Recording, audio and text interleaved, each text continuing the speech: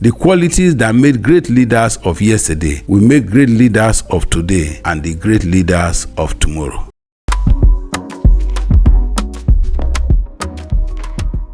Hello, welcome once again to the Candid Cast. We are continuing our study of the profile of a leader, who a leader is and what qualities you need to possess for leadership. And we have said that leadership is not about political office or positioner or whatever space you occupy. Everyone is a leader in his own right in one way or another. And as we journey in this, we are taking part 6 today, and our topic is wisdom, the wisdom that is required of a leader. Before we continue, I want to give you time to just like the Candid Cast on YouTube, on Facebook, and other social media channels. Share this video to reach as many people as possible to become beneficiaries just like you are. It's all part of generosity. We have treated generosity as one of those qualities that are required of people who will attain greatness. So do like, do share. Thank you for doing it. We talk about wisdom. In the development of one of the ancient empires, the Babylonian Empire, Nebuchadnezzar needed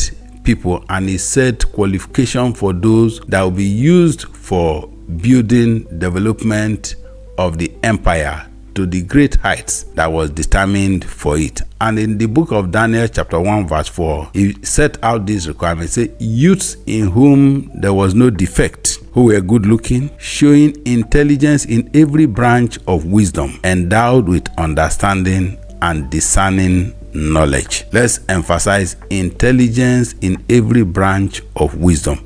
It's an essential requirement for leadership. In that story, we see Daniel is contained in the book of Daniel in the Bible. We see the qualities that built one of the greatest empires in ancient times, the Babylonian Empire. The same qualities today will build any business, family, or society. There are many ancient qualities that do not change with changing times. A lot of people will tell you that was then, this is now.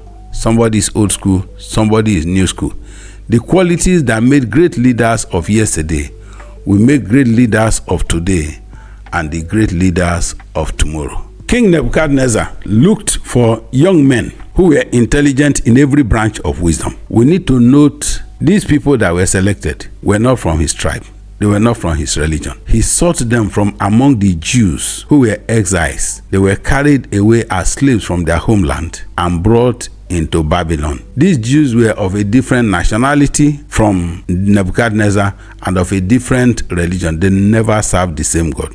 Wise leaders from time to time, across ages, across generations, will always practice meritocracy. The idea of placing merit above every other consideration for people that will be used to build and to develop society and whatever I want to do. The Babylonian Empire grew so mightily in the days of Nebuchadnezzar that he became proud of what he was seeing and made a boast of his accomplishment. Academic brilliance involved many qualities that cause it to be mistaken for wisdom or intelligence. But I can tell you there are some differences. There is a difference between being academically brilliant and being a person of wisdom. Academic brilliance refers to exceptional intellectual ability, academic achievement, and a deep understanding of various subjects. Some key characteristics of academic brilliance that we'll be looking at include, let's say, a brilliant person in the first place has exceptional cognitive abilities, memory, that I call it the education of memorization. The problem-solving skill. This is where the academic curriculum handed to us in Africa is very profound. You are considered a brilliant person when you can label insects, tell how many months a monkey carries pregnancy before delivery, what makes some animals reptile and others are not, differences between mammals and non-mammals in the animal world. We score first class in our degree examinations, possess all the analytical skills on what it takes for economy to rebound in 48 hours. It takes wisdom to get these ideas to work. The wise cares about people and what will make life better. The brilliant cares about his medals and how many people are clapping for him. You make all your academic analysis, speak all the grammar on television and you get people clapping, and it ends there. Implementation, it takes wisdom to implement. Academic achievements are the hallmark of brilliant fellows. They score consistent high grades, win academic awards and recognition. They come on television and dissect the economy of the whole world while hunger ravages the environment. Unless they can go over and above these qualities, they are good qualities. I'm not despising brilliance. So we must take it to the realm of the subject that is our discourse today. The leaders that build kingdoms, that build families, that build industries are more than just brilliant or possessing knowledge. They have love for people. Love for people is a driving force. It is wise to demonstrate love for people. They are not self-centered. These leaders, if you are going to accomplish anything, you must shun self-centeredness. Begin to look out for others. Recall the foolish man that Jesus spoke about in the Bible. He said the man amassed so much wealth and brought his crops into his barn, said, I will tear down my barn, I will build a new one, a bigger one, store up crops for myself for so many years, and said, for many years, my soul, you will not lack anything. And the owner of the soul said, today your soul is required of you. And that was it. We don't even own our own life. A wise person knows that he is not the owner of his life. And life is not given to you for self-satisfaction, but for what you can use it to do for society. You build yourself, you build family, you build industry, you build society, you build the environment, you build your nation. Every nation, like it said in the Bible, that every house is built by someone. There is no house that is an accident. We must be deliberate builders. Wisdom demands that we give ourselves to building. Wisdom, on the other hand, is that quality of having experience, knowledge, sound judgment. The fact of being based on sensible and wise thinking. Wisdom is the application of knowledge based on sound judgment. A realization that purpose should drive every decision. What do I need a car for, and what object serves that purpose? A wise person is purpose driven. It's not in a competition for consumption, which is what we do largely that has kept us behind. Wisdom involves a hunger for deep knowledge of the subject matter. It doesn't toy with ignorance. So you have deep knowledge of the subject matter, and you have an intention to apply, make an application of the same for self and societal advancement, not running to conclusion with half-truths or partial information of specific subject. Wisdom works with critical thinking, the ability to analyze complex information, evaluate evidence, and form well-supported arguments with application of personal experience or the experience of others. Generally, wisdom is action-focused. You don't take experiences and waste it. Everything you pass through from day to day will serve for your advancement and for the advancement of your environment. That's wisdom. We make application of all that we pass through and use it to run our lives, make our judgments, make our decisions based on those experiences. That's wisdom now, is the capacity to be original in thinking. A wise person is not copying what is reigning, what is latest, be original in thinking, generate innovative ideas, and approach problems from unique perspective using emotional intelligence, application of all information gathered to make sound judgment. Wise people are always learning. That's another thing you see about wisdom. A wise person is not a Mr. Know-it-all. He's always learning. He celebrates every opportunity to know. They challenge what worked yesterday, and they are passionate about acquiring new knowledge, new information, exploring new ideas, staying up to date with development in their field. A wise man will hear and increase in learning. A man of understanding will acquire wise counsel. That's Solomon in Proverbs chapter 1 verse 5. He said, correct a wise man and he will love you.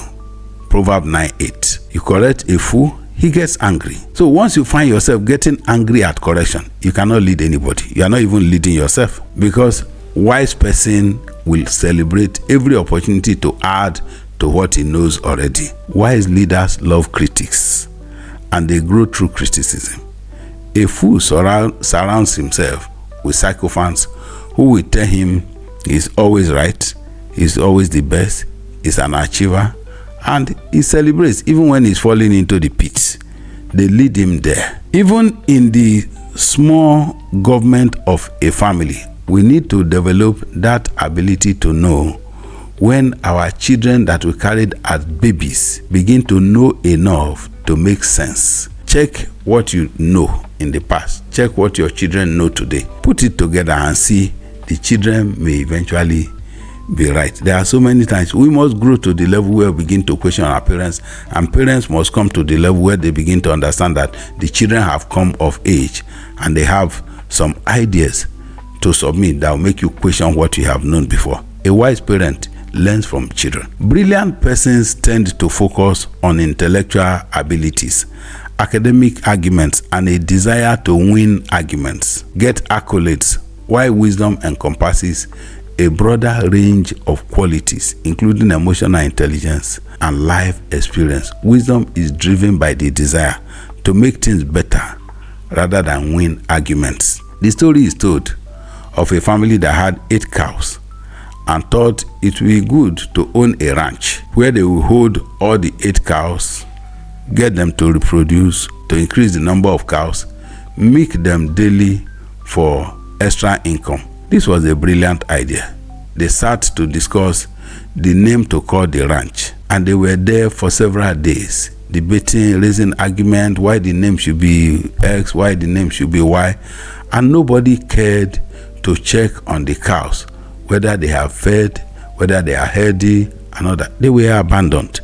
The debate went on. By the time they arrived at a name, they had only 2 cows alive, and those 2 cows were too sick to produce milk or to reproduce themselves. They were all dying. A wise person would have said, what is in a name? Wisdom focuses on result. What do we want to achieve? Is it the name or the milk?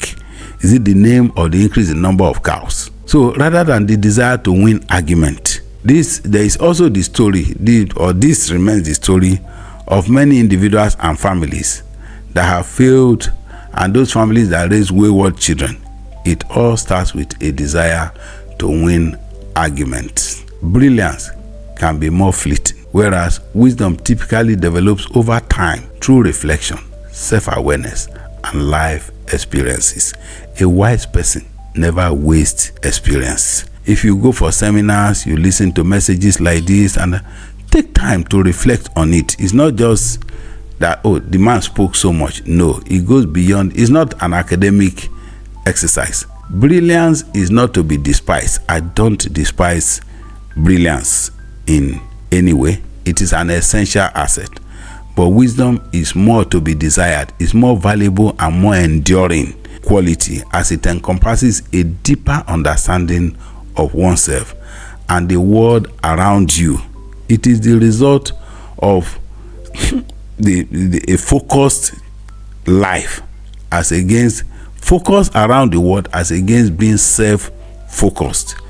Wise people focus in building, developing their world, their environment, people around them. I've mentioned that it involves love for people. A wise person must love people. This is where we'll draw the curtain on this episode. I'll say thank you for staying tuned to the Candid Cast.